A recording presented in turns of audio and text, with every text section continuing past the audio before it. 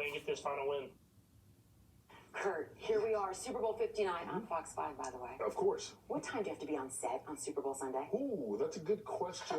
We're on the air at 1 o'clock because it's 5.5 hours before kickoff that we start the pregame. So we will be there, I think we'll have to be there 9-ish, usually about 4 hours before, 8:39.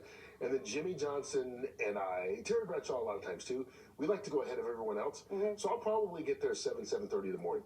But it's like a good day. I like to get in. And yes, get settled. Exactly, and not be rushed. And there's so many people there, and you have so many hours to broadcast. And there are worse live. places to be. There are. Yes. Than on the field at the Super Bowl. Yeah. It's a little behind the scenes for you there. But let's talk about this game. It's our last chance we'll get to talk about football for this season. So much history on the line. Yeah. If the Chiefs win, the first team to ever three-peat at the Super Bowl. I'm not going to ask it if the Chiefs will win. But how does this just rewrite the history of the NFL and Super Bowl, and how do we move forward if they three-peat? Patrick Mahomes has been a starter for 7 years. Yeah. He's got 5 Super Bowls. Unbelievable. You know, and when you start talking 7 straight AFC Championship games, so I think the legacy is already there.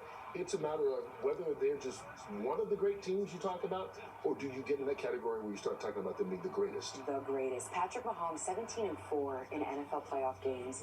And sports extra producer Lou Albanese and I, the last few weeks we've been talking a lot about Mahomes kind of being the Michael Jordan of like this NFL era. You have these greats playing in the AFC, and then you go compare to Jordan, you know, Patrick Ewing in the East, Karl Malone in the West. Exactly. You have to get through Michael Jordan. Is Patrick Reggie Miller back in Mahomes, the day, and all those, like this? Yeah. So is it a good comparison? Yeah, I think it's fair. When you look at the quarterbacks right now, the AFC has all of the majority of the stars.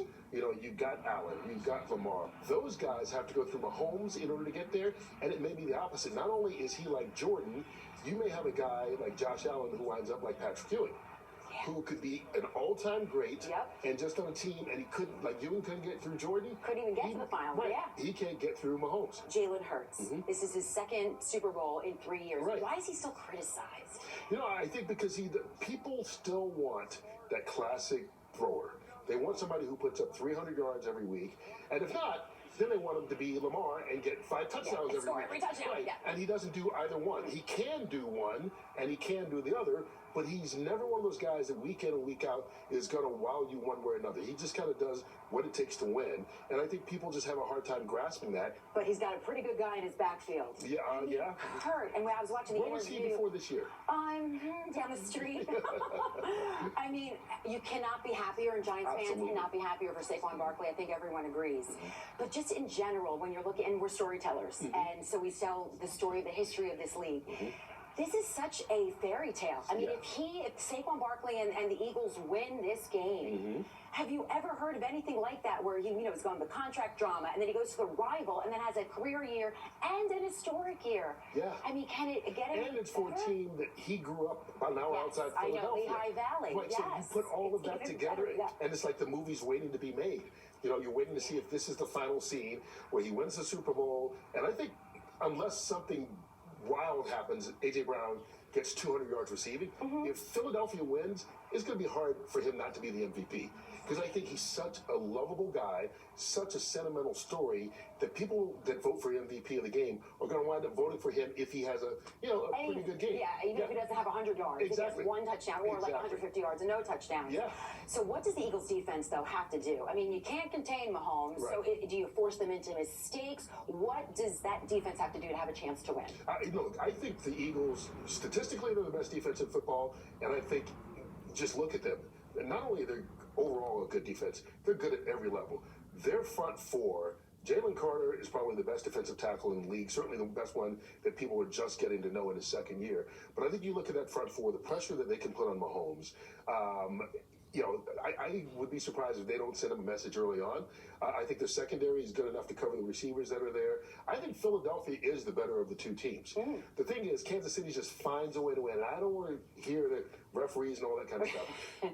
The Chiefs win. They know how to win. They know how to win football games, and that's what happens when you're a champion. But I think that Philadelphia is the better team in major part because of their defense, in major part because of the way they can run the football behind Saquon, because they probably have the best offensive line when they're healthy in football as well. So, who do you pick? I'm going to go with the Chiefs. Yeah, I know. Only because, I know. as I just said, they find a way to win. Just look at the Bills game. Look at the AFC Championship game. Exactly, and they can win a game if it has to be 12-10 or has to be 35-32. Okay, real quick, this is our last question. Okay. Fact or fiction for Kurt Menefee? If the Chiefs win, Kurt, does Taylor Swift join the Fox NFL Sunday crew on the set post-game? I hope. There you go. So you'll be like, Taylor, Exactly. Tay. Come on over. Here's a seat for you. I know everybody will be like, come on. That'll be cool. We'll be watching that. That'll be the first thing I think of if the Chiefs win. All right, you got to watch pregame beforehand. Oh, 1 o'clock it starts. Teaser. Yeah, of course, of course. We will be here early in the morning. Kurt, safe travels. Thank you. And enjoy the ride, and we'll see you after the Super Bowl. I will see you back after on Good Day New York. Sounds good. All right. This summer, when the Baseball Hall of Fame class of 2025 is inducted, CC Sabathia will become just the third left-handed pitcher to move into the Hall. Here's CC's reaction when he joins me next on Sports Extra.